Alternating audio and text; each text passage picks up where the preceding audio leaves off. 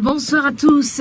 Mardi 24 mars 2015, c'est la journée internationale de lutte contre la tuberculose. Et pour la circonstance, Focus Santé fait un zoom sur cette maladie, puisque selon les chiffres de l'OMS, en 2013, 9 millions de personnes ont développé la tuberculose et 1,5 million de personnes en sont mortes. Et il faut dire que plus de 95% des décès sont enregistrés dans les pays à revenus faibles. Quel est l'état des lieux au Bénin? C'est la principale question de ce numéro de Focus Santé, et c'est avec le pneumologue Prudence Wachinou du Centre National Hospitalier de Pneumophysiologie, je pense, CNHPP de Lazaret de Cotonou. C'est avec lui que nous aborderons donc cette question, cette thématique.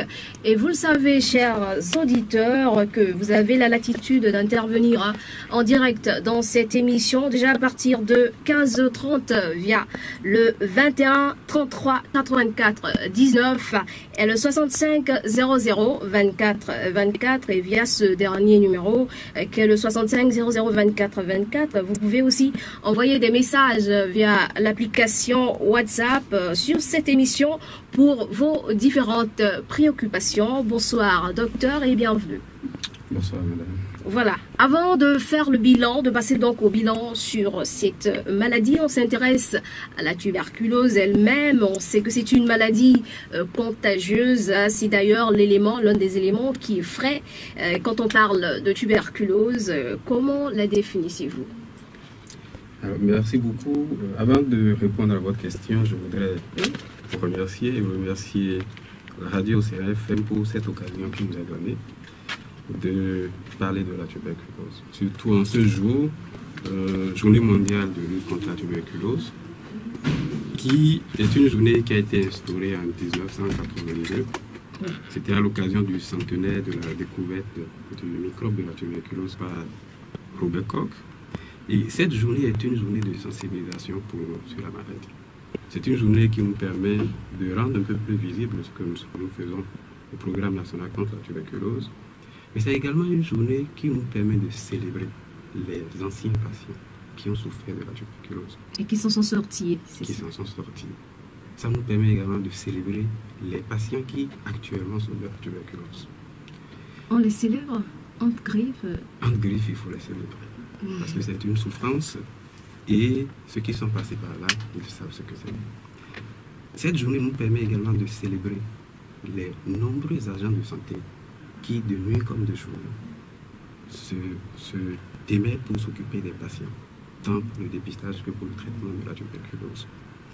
Et cette journée nous permet de célébrer, de remercier les partenaires qui nous soutiennent, notamment le Fonds mondial contre le paludisme, le VIH de la tuberculose, qui est un de nos partenaires importants, mais également de célébrer, de remercier les autorités qui font de leur mieux pour nous soutenir. Alors, pour retenir la question de la tuberculose, qu'est-ce que c'est la tuberculose? Alors, la tuberculose est une maladie infectieuse. Donc, c'est une maladie qui est créée par un microbe qu'on appelle le bacille Koch. De façon très simple, on peut la définir comme ça. Alors, si on veut aller au-delà, il faut tout de suite dire que la tuberculose est une maladie qui peut atteindre tous les organes de notre organisme.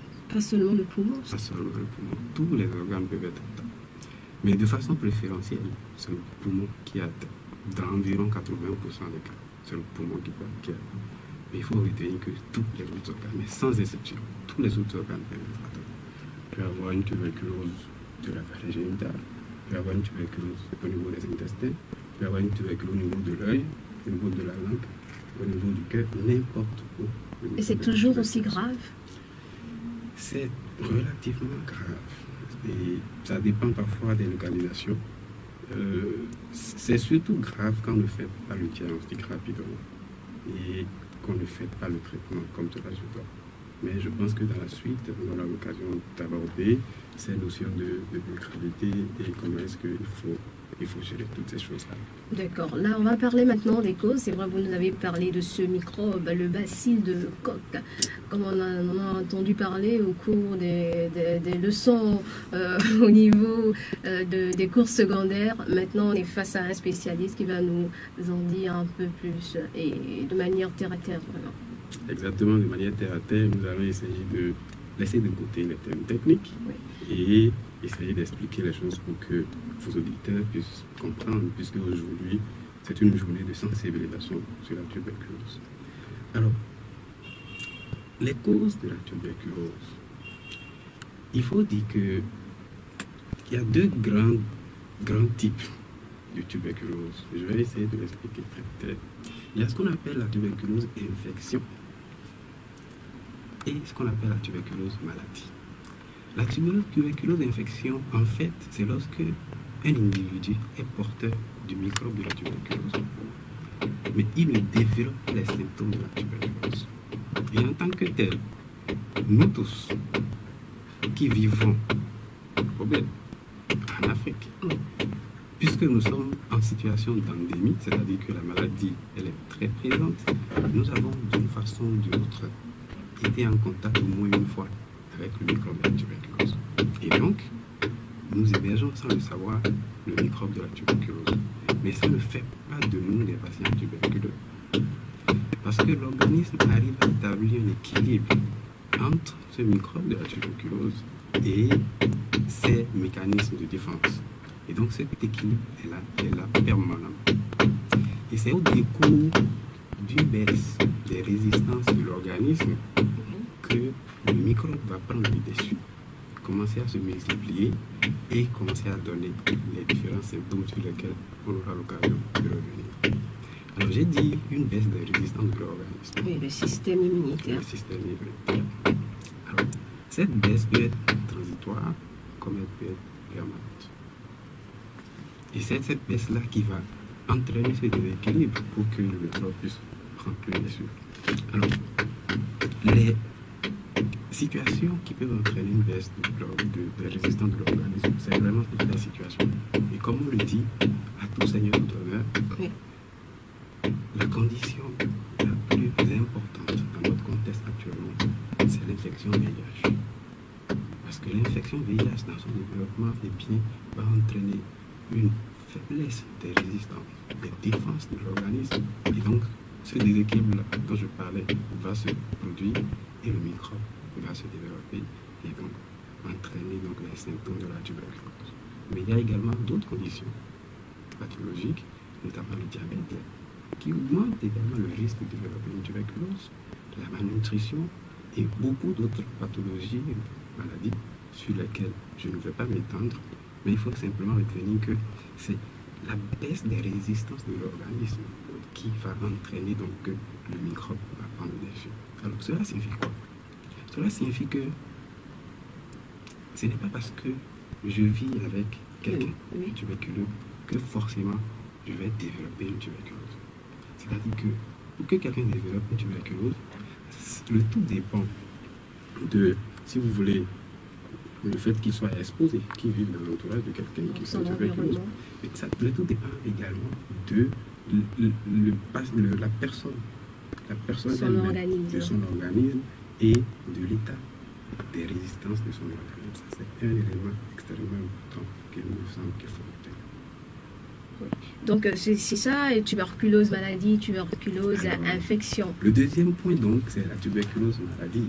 Et la tuberculose maladie, c'est lorsque l'individu, et donc lorsque ce déséquilibre dont j'ai parlé là va se produire, eh bien le microbe va prendre le dessus et les symptômes vont commencer à s'installer. Et c'est ça la tuberculose maladie. Maladie. Voilà. Donc on peut être porteur sans développer la maladie, c'est bien ça. C'est-à-dire qu'on peut être porteur du microbe de la tuberculose et nous tous, d'une façon ou d'une autre, nous sommes porteurs du microbe de la tuberculose. Il faudra un dépistage pour savoir. C'est-à-dire que Sinon, d'office, on est tous porteurs. On est pratiquement tous porteurs. On va garder les choses comme ça de façon globale. Mais ce n'est pas parce que je suis porteur que je développe la maladie. Or, alors que lorsqu'on fait un dépistage, c'est pour aller dépister le patient, celui qui est malade, l'individu qui est malade.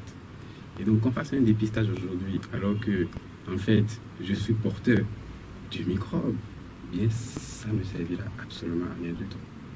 D'aller faire des choses pour savoir si j'ai, entre guillemets, une tuberculose infection, puisque je ne développe pas les symptômes. Et, en fait, c'est des choses, des détails dans lesquels on ne va pas rentrer. Ce qui est important, c'est le dépistage du patient tuberculeux. Et ça, on aura l'occasion de revenir dessus dans la suite de l'émission. D'accord. Je rappelle que c'est l'émission Focus Santé qui se déroule actuellement sur votre radio Océan FM. Et je reçois en cette journée où nous célébrons la lutte contre la tuberculose le pneumologue Prudence Watinou. Et je rappelle que vous pouvez appeler déjà à partir de 15h30 pour vos différentes préoccupations, bien sûr, sur cette maladie combien importante. On a parlé d'elle de long en large, surtout des causes. On va évoluer vers les symptômes, docteur. Comment on sait qu'on a développé, ou bien qu'on développe la tuberculose? Merci beaucoup. Alors, vous comprenez aisément à partir de mon développement initial que les symptômes de la tuberculose vont dépendre un peu, si vous voulez, de la localisation. Parce qu'on a dit que ça peut atteindre tous les organes, mais de façon préférentielle, c'est les poumons qui sont atteints. Et nous allons peut-être nous accentuer sur la forme pulmonaire, parce que c'est elle qui est la plus fréquente, et c'est elle qui est la plus contagieuse, en fait. On va revenir sur ça plus tard. Alors, les symptômes, le maître symptôme, c'est la toux. La toux, quel genre de toux? Alors, c'est une toux qui va durer dans le temps. C'est une toux chronique. Déjà une semaine, c'est déjà chronique. Alors, à une semaine, ce n'est pas encore chronique. Le seuil que nous retenons, c'est 3 semaines. 3 semaines. 3 semaines. Ce qui fait que toute personne qui tousse depuis plus de 3 semaines doit, en principe, se décider à aller dans le centre de santé pour qu'on lui fasse le dépistage, qu'on sache s'il a la tuberculose ou pas. Ça, c'est un seuil important. Mais en dehors de la toux, il peut y avoir d'autres symptômes. Oui, quel type de toux? Est-ce que c'est une toux grasse ou sèche? Pour qu'on puisse savoir, bien, dès que c'est 3 semaines déjà, il faut prendre les précautions. Alors, il s'agit en fait d'une toux grasse. Mais c'est une précision que nous n'aimons pas trop donner parce que les patients à la maison ne feront pas la distinction. Ils n'ont pas fait cette distinction. Ce sera à nous de faire cette distinction. Quelqu'un qui fait une toux depuis plus de 3 semaines, il faut qu'il se rende dans un centre de santé pour qu'on lui dise c'est bon, vous n'avez pas la tuberculose ou c'est la tuberculose et on sait comment gérer ça. D'accord. Et cette toux est accompagnée de quel signe encore? Alors cette toux est accompagnée d'autres signes, notamment une fièvre. Et c'est une fièvre qui va rester et qui ne va pas céder. D'accord? Et c'est une fièvre qui va suffisamment embêter le patient. Mais ce qui est important à retenir, c'est que c'est un patient qui la nuit va beaucoup transpirer. C'est vrai qu'il fait très chaud, il fait très chaud actuellement. Oui. Mais on sait que chez le patient tuberculeux, et bien même s'il se retrouve dans des situations où il ne fait pas chaud, il va beaucoup transpirer la nuit. C'est des patients qui vont pratiquement inonder leur lit au cours de la nuit à cause de leur transpiration importante. Et à côté de ça, c'est un patient qui va perdre l'appétit. Il ne va plus pouvoir bien manger. Et probablement à cause de ça, il va commencer à perdre du poids. Voyez-vous? Donc pour les symptômes que j'ai en train de citer, j'ai cité la toux, j'ai cité l'asthénie. Il va être fatigué parce qu'il ne mange plus, il perd du poids. Donc il va être fatigué, il va maigrir, il va faire de la transpiration nocturne. Et tout ça va se faire dans un contexte de température. Et donc, ça, c'est des éléments sur lesquels les médecins et les agents de santé vont se baser pour suspecter une tuberculose. Bien évidemment, il y a d'autres symptômes qui, si vous voulez, ont un caractère un peu dramatique. Ok. C'est des patients qui vont, quand ils vont tousser, ils vont cracher et ils peuvent cracher du sang. Du sang. Ils peuvent cracher du sang. C'est un peu dramatique pour le patient, c'est un peu dramatique pour l'entourage. Mais je voudrais tout de suite préciser que cracher du sang ne veut pas forcément dire qu'on fait la tuberculose. C'est extrêmement important. Cracher du sang ne veut pas dire qu'on fait la tuberculose. Si on fait la tuberculose, on peut éventuellement cracher du sang. Ce n'est pas dans tous les cas de tuberculose que le patient va cracher du sang. Mais c'est quand même des éléments qui devraient amener les individus à aller consulter dans un centre de santé pour qu'on leur dise vous avez été en train de tousser ou cracher du sang, c'est une tuberculose. Ce n'est pas une tuberculose, c'est une autre maladie et on sait comment est-ce qu'il faut gérer toutes ces choses-là. Alors, il y aura d'autres symptômes qui vont dépendre évidemment de l'organe atteint et ces détails-là, je pense qu'il vaut mieux ne pas rentrer dedans en tout cas pour le moment. Oui, parlons justement des organes atteints, puisque vous avez parlé de deux types de tuberculose. Qu'en est-il du second type? Comment ça se manifeste? Alors les deux types de tuberculose, alors, je vais devoir revenir un peu en arrière. Oui, allez-y. Alors, j'avais distingué tuberculose et infection. Tuberculose, maladie. La tuberculose et infection, il n'y a pas de symptômes. On ne sait pas. On la couvre et jusqu'à ce que... Elle est là. On la couvre et l'organisme sait se défendre. L'organisme sait se défendre contre le microbe de la tuberculose. Tant que la situation de déséquilibre ne vient pas, tant qu'il n'y a pas une situation, une condition qui entraîne une baisse de résistance de l'organisme, et ces conditions, je les ai citées, c'est le VIH, c'est le diabète, c'est la malnutrition et beaucoup d'autres facteurs. Tant que ces conditions-là ne sont pas là, et bien, l'individu, il va rester en équilibre et il ne va pas passer à la tuberculose maladie, ou à ce moment-là, il va commencer à développer des symptômes. Et vous avez parlé de malnutrition. Comment la malnutrition fait le lit à la tuberculose? Alors ça, c'est un élément fondamental. Alors vous savez, tout ce que nous mangeons, ça sert à quelque chose. Et entre autres, ça sert à constituer les défenses de l'organisme. Eh bien, c'est surtout chez les enfants qu'on a cette malnutrition, parce que l'enfant ne mange pas bien, il est malnutri, ces défenses ne seront pas au point. Et donc ça fait une situation où les défenses immunitaires sont affaiblies et l'enfant ou l'individu peut se mettre à développer la tuberculose, développer les symptômes de tuberculose. Surtout chez l'enfant et chez les adultes, c'est rare. C'est beaucoup plus rare de trouver une malnutrition. C'est quand même un phénomène qui sévit ici sous les tropiques, la malnutrition. La malnutrition sévit, effectivement, mais c'est beaucoup plus rare chez la personne adulte. C'est beaucoup plus chez l'enfant que la malnutrition peut évoluer vers une tuberculose. Alors, quand on parle de malnutrition, il y a beaucoup de termes qui sont les uns plus compliqués que les autres. Oui, chronique, aiguë. Voilà, donc je pense qu'il vaut mieux ne pas aller dans ce sens-là. Simplement retenir qu'un enfant qui est malnutri a un risque plus élevé de développer une tuberculose. Je ne dis pas que malnutrition veut dire tuberculose. C'est un facteur favorisant. C'est un facteur qui va favoriser le développement de la tuberculose, exactement. D'accord. Et quand ce n'est pas le poumon qui est attaqué, est-ce que les symptômes se manifestent de la même manière? Alors, par exemple, quand c'est l'appareil génital, je ne sais pas si vous en rencontrez dans votre centre. Alors, comme je vous l'ai dit, la tuberculose, ça peut atteindre tous les organes. Donc, si je vais parler des symptômes suivant les organes, eh bien, je vais prendre chaque organe et me mettre à citer. On s'attaque à l'appareil génital. Alors, l'appareil génital, une tuberculose de l'ovaire, Oui. eh bien, c'est des femmes qui vont connaître des problèmes d'infertilité. Parce que l'ovaire est attaqué. Donc, elles ne vont pas concevoir. Et les gynécologues connaissent bien ça. Lorsqu'ils doivent faire un bilan de stérilité, ils font systématiquement un bilan de tuberculose pour aller voir s'il n'y a pas une tuberculose de l'ovaire à la base qui pourrait éventuellement expliquer la stérilité de la patiente qui sont en train de gérer.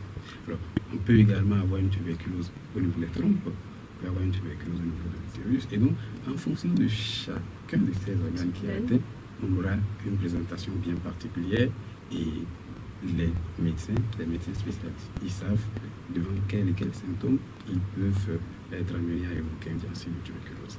Alors, si vous m'amenez à parler des formes, ce que nous appelle des formes extra-pulmonaires Oui. C'est-à-dire que si on veut distinguer la tuberculose en fonction de la localisation, on va distinguer une tuberculose pulmonaire, c'est la forme la plus fréquente. Et les autres, c'est les formes extra-pulmonaires, donc qui peut atteindre tous les autres organes. Et en termes de fréquence, ce que nous avons le plus souvent, c'est une tuberculose qui va aller atteindre ce qu'on appelle la plèvre. La plèvre, c'est un double feuillet qui entoure le poumon. Et donc, il y a du liquide qui va s'accumuler, on va dire, dans le poumon, mais ce n'est pas en réalité dans le poumon. Et donc, le liquide va se constituer à ce niveau-là, et c'est une des formes les plus fréquentes de tuberculose extra-pulmonaire. La tuberculose peut atteindre les méninges. Il peut y avoir une méningite tuberculeuse. La tuberculose peut atteindre les os, ça atteint les os, et parfois vous retrouvez des gens qui ont, si vous me permettez d'utiliser ce terme-là, qui ont une bosse de dos, et bien parfois, c'est parce qu'ils ont développé une tuberculose qui est sur au niveau de la colonne vertébrale que, eh bien, dans l'évolution de cette tuberculose, il va rester des séquelles, et cette séquelle-là, ça va être une autre. Donc, ça peut vraiment atteindre tous les organes. Et les symptômes vont dépendre, évidemment, des organes qui sont atteints.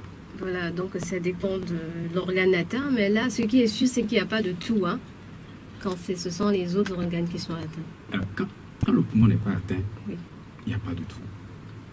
Après, les autres organes, s'ils sont atteints, vous aurez les symptômes qui sont liés à ces organes-là.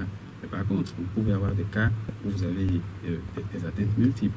Vous pouvez avoir à la fois une atteinte osseuse et une atteinte pulmonaire. Oui. Vous pouvez avoir à la fois une atteinte méningée et une atteinte pulmonaire.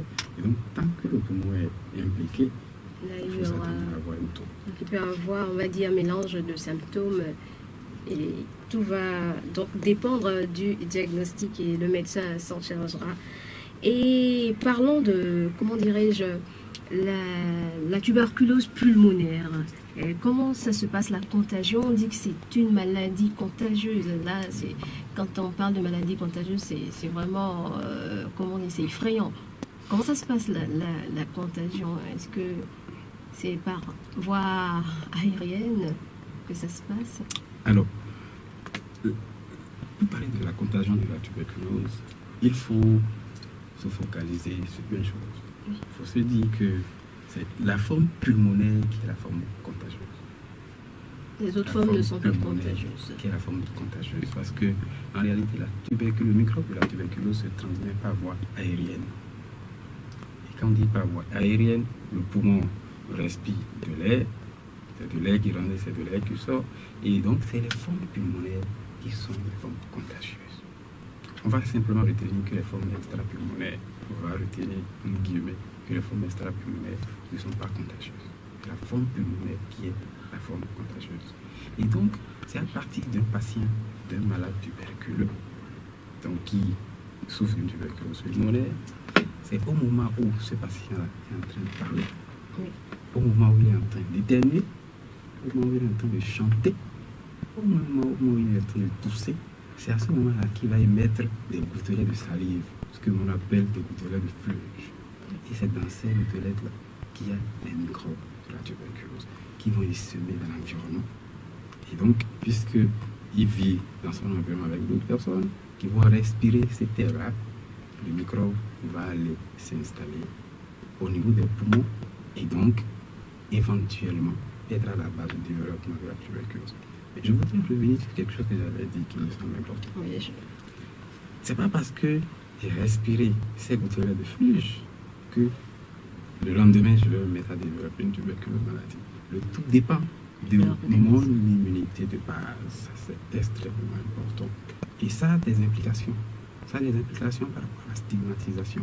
Parce que dès qu'on voit un malade tuberculose, on dit ah, lui fait la tuberculose, on veut plus rester avec lui, on ne veut plus manger avec lui. Mais non, pas du tout. Mais je pense qu'également, quand on va aborder la prise en charge, on va revenir sur ces questions de stigmatisation des malades tuberculeux. D'accord, donc ça se propage dans l'air et on le sait, mais tout dépend de son système immunitaire, c'est ce qu'il faut retenir, c'est très important. Et vous l'avez dit un peu plus haut, il y a des personnes vulnérables, particulièrement vulnérables par rapport à la tuberculose. J'aimerais qu'on mette un accent particulier là-dessus, à cette étape de cette émission. Absolument, il y a des personnes qui sont plus vulnérables. Et en termes de vulnérabilité, les enfants. Les enfants sont particulièrement vulnérables à la tuberculose parce que les défenses immunitaires des enfants ne sont pas encore au point. Ça met du temps, beaucoup d'années avant que les défenses immunitaires ne soient vraiment à leur niveau optimal. Et donc, ça fait des enfants des sujets, des personnes qui sont particulièrement vulnérables. Et d'ailleurs, à cause de cette vulnérabilité, eh bien, il y a des actions qui sont menées lorsqu'on découvre la tuberculose chez quelqu'un. On dépiste la tuberculose chez quelqu'un et cette personne a des enfants de moins de 5 ans dans son entourage. Eh bien, il y a des choses que nous faisons. C'est-à-dire qu'il nous arrive de donner un traitement préventif à ces enfants-là parce qu'on sait justement qu'ils sont beaucoup plus vulnérables, qu'ils sont beaucoup plus à risque de développer une tuberculose si on ne fait rien. Alors, il y a les femmes enceintes aussi. Les femmes enceintes qui, effectivement, constituent des personnes vulnérables. C'est-à-dire que la grossesse monte un peu le risque de développer une tuberculose. Mais je ne voudrais pas effrayer nos auditeurs qui ne pensent pas que dès qu'une femme tombe enceinte, c'est la porte ouverte à la tuberculose. Ce n'est pas du tout ça. Mais les autres personnes vulnérables, c'est les personnes privées de liberté. Il paraît qu'on parle plus de prisonniers. L'autre thème, c'est les personnes privées de liberté. Et donc, ces personnes, du fait des conditions dans lesquelles elles vivent, du fait de la promiscuité, vous voyez une centaine de personnes tassées dans un petit coin, eh bien, imaginez, s'il y a un seul parmi eux qui a la tuberculose, eh bien, très facilement, il peut les semer autour de lui et les conditions extrêmement difficiles dans lesquelles ces personnes vivent, conditions qui peuvent être à l'origine même d'une baisse de résistance de l'organisme, même si c'est une baisse transitoire, même si ce n'est pas une maladie. Et donc, toutes ces conditions-là réunies font que c'est des personnes qui sont particulièrement à risque de développer une tuberculose. Bien évidemment, je ne reviendrai pas sur les personnes vivant avec le VIH, sur les personnes diabétiques ou les personnes qui souffrent d'une autre maladie qui peut être à la base d'une baisse de résistance de l'organisme. Et donc, toutes ces personnes-là sont particulièrement à risque. C'est ce qu'on va appeler les personnes qui sont vulnérables à la tuberculose. Voilà, les enfants et d'autres personnes qui présentent d'autres pathologies, on retient ça comme ça. Il est 15h28 dans nos studios ici à Océan FM. Et je rappelle encore une fois que vous pouvez appeler à partir de 15h30 sur l'émission pour intervenir en direct et poser vos questions au docteur Prudence Watinou sur la tuberculose. Et puisque c'est de ça qu'on parle aujourd'hui. Et là, on en était donc aux personnes vulnérables. Et comment se prémunir de la maladie? On va parler du traitement d'abord. Oui, du traitement, une étape très importante quand on parle de tuberculose. Il y a pas mal de centres au Bénin. Il y en a combien déjà? Alors, nous avons actuellement au Bénin 57 centres. C'est des centres répartis sur l'ensemble du territoire. Sur toute l'étendue du territoire. On les appelle des centres de dépistage et de traitement de la tuberculose, CDT. Et nous avons 57 répartis sur toute l'étendue du territoire. Mais avant d'aller au traitement, vous me permettrez de revenir un peu sur le diagnostic. Oui. Je l'avais déjà dit que quelqu'un qui fait un tour qui dure depuis 3 semaines, il faut que la personne se rende dans ce centre de santé. Et on pourra l'orienter, on pourra l'aider, on pourra faire le diagnostic de la tuberculose. Et comment est-ce que ce diagnostic peut faire habituellement? Eh bien, on prélève les crachats, on envoie au laboratoire, le laboratoire va manipuler, va faire les techniques appropriées sur ce crachat-là. Et si on découvre le microbe de la tuberculose, on va donc dire que le patient il est tuberculeux et on va l'orienter vers la structure qui va le prendre en charge. Mais il arrive des cas où, même quand on n'arrive pas à mettre en évidence le microbe de la tuberculose, sur un certain nombre d'arguments, des arguments qui sont liés aux symptômes, qui sont liés aux signes présentés par le malade, des arguments à la radiographie et d'autres éléments, le médecin, même si le laboratoire n'a pas retrouvé le microbe de la tuberculose, peut décider que ça, c'est un cas de tuberculose et je vais le traiter comme tel. En fait, pourquoi est-ce que nous faisons comme ça parfois? Et c'est une décision médicale. C'est uniquement le médecin qui peut poser ce diagnostic-là. C'est parce que il y a des cas où, au début de la tuberculose, eh bien, lorsque le malade va cracher, il ne va pas sortir beaucoup de microbes. Et donc, peut-être qu'au labo, on peut avoir des microbes dedans, mais parce que la concentration de microbes est très faible, le laboratoire ne peut pas trouver les microbes. Ça, c'est possible. Ce n'est pas lié à une faiblesse quelconque du laboratoire. Et donc, dans ces conditions, ce qui aurait été bien de Même faire, avec les machines les plus sophistiquées. c'est-à-dire que de plus en plus, il y a des machines qui arrivent quand même à déceler ces choses-là. Oui. Quand on va parler des progrès qui ont été réalisés, je vous parlerai de ces nouvelles techniques. Mais disons que ce qui se fait habituellement, même si on n'arrive pas à mettre en évidence ce microbe-là, le médecin peut décider. L'avantage, c'est que, en fait, on aurait pu décider, on n'a pas trouvé, on attend un mois, on attend 2 mois, le temps que la concentration en microbe devienne plus importante. Et là, Mais ça devient dangereux. ça devient de plus en plus dangereux. Et donc, c'est pour éviter ce genre de choses que la décision médicale peut intervenir plus tôt pour pouvoir traiter ce patient-là et pouvoir l'amener à la guérison. Parce que c'est extrêmement important. Et ça, c'est un élément que je voudrais que les auditeurs retiennent. Oui. Si on veut guérir de la tuberculose sans séquelles, sans garder des cicatrices, en soi, eh bien, il faut que le dépistage intervienne tôt. Oui, plus c'est C'est en très tôt. extrême. Il faut très tôt. Il ne faut pas attendre, on est en train de tousser depuis 3 mois, depuis 6 mois, et c'est au bout de 12 mois qu'on se décide à aller dans le centre de santé. Le centre de santé va faire un diagnostic. Le centre de santé va mettre le traitement. La personne va guérir de la tuberculose, et peut-être que la maladie a déjà fait beaucoup de dégâts, et la personne va garder des séquelles. Ces séquelles, c'est pour ça que nous insistons pour que les gens aillent très tôt se faire dépister pour qu'on puisse mettre le traitement. Alors, pour revenir donc à ces centres de dépistage et de traitement, nous avons 57 centres dans tout le Bénin. Oui. Alors, si on parle dans le cas de Cotonou, où nous vivons, eh bien, nous avons 3 centres. Dans quelle zone? Nous avons 3 centres. Et ces centres, d'abord, les 57 centres de santé, ce n'est pas des centres qu'on a créés pour dire qu'on veut créer un centre ici pour s'occuper de la tuberculose. Ça Il y a inclut dans... une intégration par rapport aux structures générales de santé. Donc, c'est des centres qu'on a essayé de mettre dans des centres de santé que les patients fréquentent habituellement. Peut-être qu'ils ne savent pas. Ils ne savent même pas qu'il y a des centres, des CDT, des centres de dépistage et de traitement de la tuberculose dans ces centres-là. Mais la plupart, c'est des structures privées et publiques, pardon. Mais il y a quelques structures confessionnelles. Et quand je parle de cas de Cotonou, vous avez l'hôpital Saint-Luc. Oui. Dans l'enceinte de l'hôpital Saint-Luc, nous avons un centre de dépistage et de traitement de la tuberculose. Quand vous allez à l'hôpital Bethesda, dans l'enceinte, nous avons une structure qui prend en charge la tuberculose. Et le 3e centre, je parle de Cotonou, c'est le CNHPP, c'est le Centre National Hospitalier de Pneumophysiologie, que vous avez bien prononcé par ailleurs. C'est difficile quand même à prononcer. Et donc, le CNHPP, c'est le centre de référence Ok. pour tout le pays. Papa. À Papa, communément appelé Lazare. Oui. Lazare, c'est le nom d'un Alors, docteur ou... Non, pas du tout. Lazare, C'est pas un sigle. C'est un nom commun en fait. C'est un nom commun qui désignait en fait les structures de prise en charge de la tuberculose dans le Pacifique. Lazare, ça s'écrit Lazare.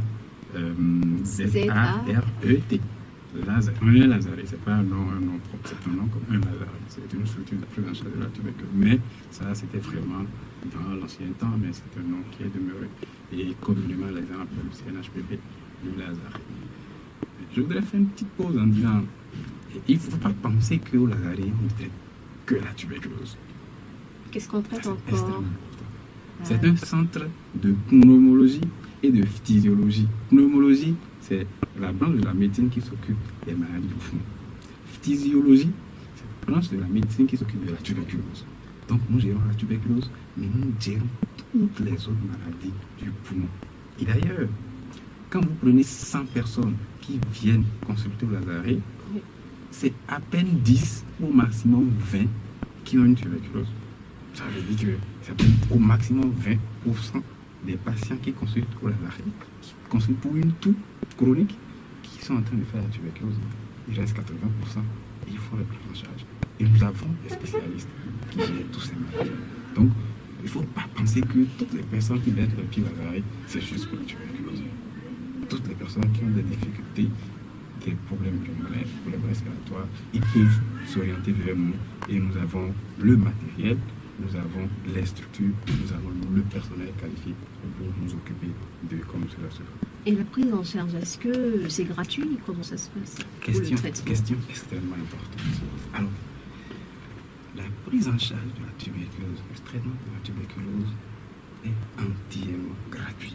Il n'y a rien à payer, même les radios et tout. Alors, il faut faire une distinction. Oui. C'est-à-dire que lorsque quelqu'un vient, il est en train de tousser et il arrive, on ne sait pas encore qu'il C'est préalable. On ne sait pas encore. Et donc, on va demander de faire le crachat. Et le crachat, ça ne coûte pratiquement rien. On peut éventuellement demander de faire une radiographie du thorax. Parce qu'on a besoin de ces éléments-là pour poser le diagnostic. Mais à partir du moment où on a posé le diagnostic de tuberculose, et que c'est positif, disons qu'on a posé le diagnostic de tuberculose. Si on analyse les crachats et que les crachats sont positifs, ça va être une tuberculose. Mais comme je vous l'ai dit, il y a des cas où même quand les crachats sont négatifs, le médecin peut décider que c'est une tuberculose. oui. À partir du moment où on a diagnostiqué la tuberculose, le malade ne paie absolument rien. Il ne paie plus rien pour son traitement, qu'il prend le traitement médicamenteux. Mais pendant le traitement, il va falloir qu'on fasse des contrôles. On va faire des contrôles au laboratoire et même pour ces contrôles-là, le malade ne paie absolument rien. J'insiste encore dessus. Le traitement, il est entièrement gratuit dans tous les centres de dépistage et de traitement de la tuberculose sur tout le temps du territoire. On ne paie absolument rien. Mais ce qui est important de préciser, c'est que ce traitement, ce n'est pas un traitement qui dure 3 jours. C'est combien de temps? C'est un traitement qui dure 6 mois. C'est un traitement qui dure 6 mois. Pour tous les types? Alors, disons que habituellement c'est 6 mois. Mais il y a un autre type. Je vais peut-être faire une petite parenthèse. Vous savez, quelqu'un peut faire une tuberculose maintenant. Et il a été traité, il a été guéri, et puis il revient 6 mois, 1 an, 2 ans plus tard, et on refait encore une diagnostic de tuberculose chez lui. Eh bien, on ne va pas traiter cette personne exactement de la même façon que le nouveau patient. Et c'est pour ça qu'il y a une différence dans la durée du traitement. C'est ce qu'on appelle les patients en retraitement. Et donc, eux, ils vont faire un traitement de 8 mois. Mais on ne va pas s'éterniser sur ça. Ce qui est important pour moi, c'est le nouveau patient qui vient d'être dépisté. Il va faire un traitement de 6 mois. Et il faut absolument, s'il y a des patients tuberculeux qui nous sont en train de nous s'écouter actuellement, c'est important et nous insistons toujours sur ça, qu'ils aillent au bout du traitement. Parce que le traitement de la tuberculose a ceci de particulier que lorsque le patient commence son traitement, vous allez voir au bout de 1 mois, 1 mois et demi, tous les symptômes disparaissent. Parce que le traitement est efficace, très fort. Les symptômes disparaissent. Le malade qui ne mangeait pas, il va commencer à manger, il va commencer à prendre du poids, la fièvre a disparu, il ne tousse plus. Et le malade pense qu'en fait il est guéri. En fait c'est faux. C'est pour ça que nous insistons que quand on commence un traitement, il faut faire 6 mois et aller au bout. Et c'est seulement à ce prix-là qu'on peut avoir la guérison. D'accord. Et comment ça se passe les 6 mois? Déjà au début, comment ça se passe la prise en charge qui est gratuite? Alors, cette prise en charge-là, disons qu'une fois qu'on a dépisté la tuberculose, oui, eh bien, on va s'arranger pour que le malade soit pris en charge dans une structure qui n'est pas très éloignée de son domicile. Ça, c'est un principe cardinal pour nous. Il n'est pas question qu'un patient quitte, je n'en sais rien, il quitte 200 km. Quelqu'un qui va quitter, je prends un exemple au hasard comme ça. Il va dire, comme on a dit, c'est au Lazaret qui a le centre de référence, il faut que j'aille là-bas pour me faire traiter. Il n'est pas question. Il y a des CDT, on a dit sur toute l'étendue du territoire. Mais il veut s'assurer de l'efficacité. Est-ce que c'est la même efficacité un peu partout? Disons que vous avez parlé du programme national contre la tuberculose au début. C'est le programme national de lutte contre la tuberculose qui organise la prise en charge de la tuberculose sur toute l'étendue du territoire. Ça signifie quoi? Que les médicaments qui sont déposés à Porto sont pareils aux médicaments qui sont déposés à Parakou, qui sont déposés à Natitengo. C'est exactement les mêmes médicaments. C'est la même prise en charge et c'est la même efficacité. Ça, c'est extrêmement important. Alors, donc, lorsque le malade est dépisté, on va essayer de trouver le centre, le CDT qui est le plus proche de chez lui. Et on a la possibilité de l'envoyer. Et vous savez, nous avons la possibilité aujourd'hui, nous sommes en réseau. Nous sommes en réseau. Et donc, si je dépiste quelqu'un au CNHPP, je peux appeler mon collègue qui est à Savet. Il me dit, écoute, je t'envoie tel malade, il va aller chez toi, et nous sommes en réseau, en fait, nous avons tout fait pour que ça ne coûte rien entre nous de pouvoir appeler. C'est vraiment pour faciliter la communication, pour que les malades puissent aller et se faire prendre en charge dans des structures qui ne sont pas loin de la maison. Alors, une fois qu'on a clarifié cela, eh bien, il faut dire que le traitement dure deux phases. Il y a une première phase qu'on appelle la phase initiale intensive. Intensive parce que, c'est-à-dire au début, là, on veut assommer le microbe en même temps. Donc, on met beaucoup plus de médicaments. Et ça dure combien de temps cette phase? 2 mois. 2 mois. Cette phase-là, ça dure 2 mois. Et ce qui est extrêmement important, c'est que ces 2 mois, le malade doit prendre le traitement en prise supervisée. Donc, suivi par quelqu'un? C'est pas quelqu'un seulement, pas un agent de santé. Il doit avaler les médicaments là, devant un agent de santé pendant les 2 premiers mois. Oui, ça nous fait suivre. Mais les résultats qu'on a aujourd'hui ont été obtenus à ce prix-là. Le malade, pendant les 2 premiers mois, il prend les médicaments devant un agent de santé. Comme ça, on s'assure. Donc, tous les comprimés sont pris là-bas au centre? Tous les médicaments sont pris dans le centre de santé où le patient est pris en charge. Si je prends le cas particulier de Cotonou et également certaines autres régions, alors, ce n'est pas tous les patients que nous dépistons à Cotonou qui doivent venir nécessairement au CNHEP pour prendre les médicaments. Puisque je vous ai parlé de la proximité. Donc nous avons des centres collaborateurs, ce que nous appelons des centres de traitement directement observés. Nous en avons plus d'une dizaine dans Cotonou. D'accord? Et donc, si le patient, par exemple, il habite dans la zone de Bégamé, nous allons l'envoyer au centre de santé de Bégamé parce que nous avons un centre de traitement directement observé là-bas. On va l'envoyer là-bas. Il ira prendre ses médicaments pendant 2 mois là, devant un agent de santé. On peut l'envoyer à Kokotomé, on peut l'envoyer à Plakodi, on peut l'envoyer. Donc on a essayé de distribuer ces centres-là sur Cotonou pour que vraiment le patient n'ait pas à faire de longue distance pour venir prendre son traitement. Alors une fois que tout ça est fait, bien évidemment, il y a des malades qui viennent quand même chez nous au CNHPP pour prendre le traitement. Une fois qu'on a fini les 2 mois, il faut maintenant passer à la deuxième phase qu'on appelle la phase de continuation, où c'est un peu plus soft, un peu moins de médicaments, on va dire. Et donc, à ce moment-là, le malade n'est plus obligé de prendre les médicaments devant un agent de santé. On lui fait confiance. Je pense qu'il est suffisamment averti, il est suffisamment... c'est responsable, oui. Il faut responsabiliser les patients aussi. Et donc, cette deuxième phase va durer 4 mois, pardon, va durer 2 mois. Mais avant de passer à la phase de continuation, ce qu'il n'est pas dit, on fait un contrôle. On ne fait pas les choses à l'aveuglette. On fait un contrôle pour s'assurer que les médicaments que le patient a pris pendant les 2 mois, que vraiment ça fait son travail. Ça nous permet de nous assurer également que le malade a bien pris le traitement. Et donc, il fait son contrôle à 2 mois. On passe à la deuxième phase. D'accord? Il y a aussi un deuxième contrôle qu'on fait à 5 mois. Et quand il a fini les 6 mois, on fait un dernier contrôle pour nous assurer réellement que le malade est guéri.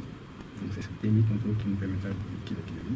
Et s'il est guéri, et que surtout le diagnostic a été fait tôt, a guéri entièrement et sans séquelles. Sans séquelles. Sans séquelles. À condition que le diagnostic ait été fait. Et on entend parler aussi de tuberculose multirésistante. Qu'est-ce que ça veut dire? Madame la journaliste, je me rends compte que vous êtes bien documentée avant de venir à l'émission. Effectivement, je n'avais pas voulu entrer dans ces détails-là parce que bon, c'était un peu plus compliqué. Et puisque vous me posez la question, oui, assez rapidement. Alors, tuberculose multirésistante, en fait, il y a des formes de tuberculose où le microbe est particulièrement costaud. C'est-à-dire qu'il résiste. Les médicaments habituels qu'on donne, eh bien, ces médicaments ne marchent pas sur le microbe. Pourquoi ils sont tellement résistants? C'est-à-dire qu'ils ont développé des mécanismes pour résister aux médicaments que nous, on va donner. Et il y a particulièrement 2 médicaments contre lesquels, lorsque un seul microbe peut être résisté à la fois à un médicament qu'on appelle la rifampicine et à un médicament qu'on appelle l'isoniazide, eh bien, on dit que ce microbe de tuberculose est résistant, il est multirésistant. Okay, on n'a même pas besoin que ce soit tous les médicaments. Parce que c'est les 2 médicaments principaux pour traiter la tuberculose. Donc, quand il est résistant aux 2, on dit qu'il est multirésistant. Et c'est extrêmement compliqué. C'est extrêmement compliqué parce que, voyez-vous, même jusqu'à aujourd'hui, le traitement de la multirésistance, on a un traitement qui n'est pas encore très bien codifié, n'est pas aussi efficace que le traitement de la tuberculose, on va dire tuberculose sensible, c'est ce que nous disons. La question qu'il faut se poser, mais comment est-ce qu'on fabrique les résistants? On fabrique les multirésistants. Vous savez, la première cause, c'est l'inobservance du traitement. C'est-à-dire qu'on a un malade. Donc un traitement mal suivi. Mal suivi. On donne le traitement. C'est pour ça, en fait, que pendant les 2 premiers mois, on a des prix supplémentaires. Mais il y a quand même des cas où les malades ne prennent pas les correctement les médicaments. Et parce que, attendez, si vous voulez tuer un serpent et que vous utilisez une brindille, je serais pas étonné que ça se retourne contre vous. Oui. Et donc, on a caressé le microbe. Et le microbe, comment on le caresse, il trouve les moyens de développer des mécanismes pour résister. Et donc, c'est une des causes, et la cause même fondamentale du développement de la multirésistance. Et c'est un gros souci. Parce que, vous savez, pour traiter une tuberculose, un seul cas de tuberculose multirésistance, il faut 100 fois plus de moyens que pour traiter un cas de tuberculose sensible. En d'autres termes, les moyens que je mets pour traiter une tuberculose multirésistante, si je prends les mêmes moyens, je vais traiter 10 et 100 cas. 100 cas de sensible. Donc, c'est un problème important qui devient, en fait, une situation qui devient de plus en plus problématique pour la plupart des pays. Et nous prenons des mesures. Il faut remercier le ciel que, à la date d'aujourd'hui, disons que la proportion de cas de multirésistants que nous avons au Bénin est extrêmement faible. C'est combien? Alors, disons que ça dépend. Ça dépend. Il y a 2 cas à considérer. Vous me posez quand même des questions très pointues. Disons qu'il faut considérer 2 cas. Il y a les patients, ce qu'on va dire les nouveaux patients, ceux qui n'ont jamais été traités. Oui. Chez eux, la proportion de multirésistants est à moins de 0,5%. Moins de 0,5%. C'est extrêmement faible comparé à d'autres pays. Par contre, quand on vient chez des patients qui ont déjà été traités une fois, donc qui risquaient de prendre ou de ne pas prendre correctement, même quand ils ont pris correctement, eh bien, cette proportion monte jusqu'à 12%. 12%. Mais par rapport à d'autres pays, eh bien, je pense que nous sommes à une proportion très honorable. Et il faut qu'on continue à faire des interventions pour éviter que ces différentes proportions-là ne montent. Mais ce n'est pas que le PNT, le programme tuberculose, qui doit faire cet effort-là. C'est nos patients, c'est les communautés également qui vont nous aider à maintenir cette taux-là. D'accord. Et je reviens à ma question que j'ai posée il y a quelques minutes. Comment se prémunir de cette maladie? Elle est contagieuse. Comment se prémunir de la tuberculose? Alors, si on se rappelle de ce que j'ai dit, pour cause, eh bien, il faut s'arranger qu'il n'y ait pas de circonstances qui entraînent des faiblesses de l'immunité. Donc il faut être bien portant. Bon. Il faut s'arranger. C'est une façon de parler, il faut être bien portant. Une façon de parler. Mais dans tous les cas, comment se prémunir de la tuberculose? Il n'y a pas moyen de se prémunir. On ne va pas dire qu'il n'y a pas de moyens. Il y a toujours des moyens. Il y a toujours des moyens. Et le premier moyen pour prévenir la tuberculose, c'est de dépister précocement tous les cas contagieux et de les traiter. Parce que c'est à ce prix-là qu'on va très rapidement rompre la chaîne de transmission. Dès qu'il y a un cas quelque part, on dépiste le cas et on traite. Donc il n'est plus contagieux, il ne va plus donner le microbe autour de lui. Et donc, même s'il y a des gens qui ont un état particulièrement fragile dans l'entourage, il y a beaucoup moins de risques qu'ils prennent le microbe de la tuberculose et qu'ils n'aillent vers la maladie. Donc ça, c'est un point extrêmement important. Et le PNT fait l'effort de dépister la tuberculose le plus rapidement possible pour les traiter. Ça, c'est la première chose. La deuxième chose, c'est un peu ce que nous faisons par exemple chez les enfants. Parce que je vous ai dit que les enfants sont particulièrement vulnérables. Et donc, chez les enfants, au-delà de 5 ans, lorsqu'on dépiste un patient tuberculeux, on lui demande toujours s'il ne vit pas avec dans son entourage des enfants de moins de 5 ans. Et ces enfants-là, qu'est-ce qu'on fait? On les prend, on les examine d'abord pour nous assurer qu'ils ne sont pas en train de développer une tuberculose eux-mêmes. Et si on arrive à exclure une tuberculose chez eux, on va leur donner un traitement préventif. Ce traitement préventif qu'ils vont prendre, qui va leur permettre de réduire le risque de développer la tuberculose. Je sais qu'il y a une question qui va arriver et je vais la dénoncer tout de suite. Donc, avant le vaccin, on va me demander, mais pourquoi c'est seulement aux enfants de moins de 5 ans qu'on donne ce traitement préventif? Pourquoi est-ce qu'on ne le donne pas à tout le monde? Eh bien, à tout le monde, ça ne marche pas. C'est-à-dire que ce traitement préventif n'a démontré son efficacité que chez les enfants de moins de 5 ans. Chez les adultes, on pense que, en fait, qu'ils ont une immunité suffisamment correcte pour pouvoir résister aux assauts de microbes, pour pouvoir rester dans cet équilibre permanent dont j'avais parlé. Alors, qu'en est-il du vaccin? Le fameux vaccin, le BCG, le bacille de Camembert. Alors, je vais étonner les auditeurs peut-être. Mais je leur dirai que le BCG ne protège pas contre la tuberculose. Et qu'est-ce que ça fait? Avant de répondre à la question, je vous dirais que nos patients qui viennent là, plus de 90% ont été vaccinés. Donc, ça prouve bien que le BCG ne protège pas contre la tuberculose. Ce que fait le BCG, c'est de protéger les enfants de moins de 5 ans contre les formes graves de tuberculose. Il y a 2 formes extrêmement graves de tuberculose. C'est la méningite tuberculeuse, parce que le microbe de la tuberculose va attaquer les méninges. Et c'est ce que nous appelons la miliaire tuberculeuse. C'est une forme particulièrement grave de tuberculose qui atteint les poumons. Dans ces 2 cas, c'est extrêmement grave et c'est vraiment, il faut courir, sinon on va perdre le malade. Donc ce que fait le BCG, c'est de protéger, c'est même pas tout le monde, de protéger les enfants du moins de 5 ans contre les formes graves de tuberculose. Mais ce n'est pas peu. Ce n'est pas peu, parce que pour avoir vu des cas de méningite de tuberculose, pour avoir vu des cas de miliaire tuberculeuse, je peux vous dire que pouvoir déjà protéger les enfants de moins de 5 ans, c'est déjà bon. Après, au-delà de 5 ans, on estime que l'individu a une immunité suffisamment renforcée pour pouvoir lutter contre le microbe de la tuberculose. D'accord. Et on va y aller sur cette question dans l'état des lieux en ce qui concerne la tuberculose au Bénin. Qu'est-ce qu'on doit retenir? Quelle est l'évolution? Est-ce que le nombre va décroissant? Alors, quelle est l'évolution de la tuberculose au Bénin? Le nombre ne va pas décroissant. Le nombre ne va pas décroissant. Alors, pour vous donner des statistiques très précises, en 2014, on a dépisté au Bénin exactement 3977 cas de tuberculose, toutes formes confondues. Environ 4000. Environ 4000. Et d'ailleurs, disons que depuis quelques années, on tourne autour de 4000 cas chaque année. Ça, c'est toutes formes confondues. Chaque année, 4000. Chaque année, on a 4000 cas de tuberculose au Bénin.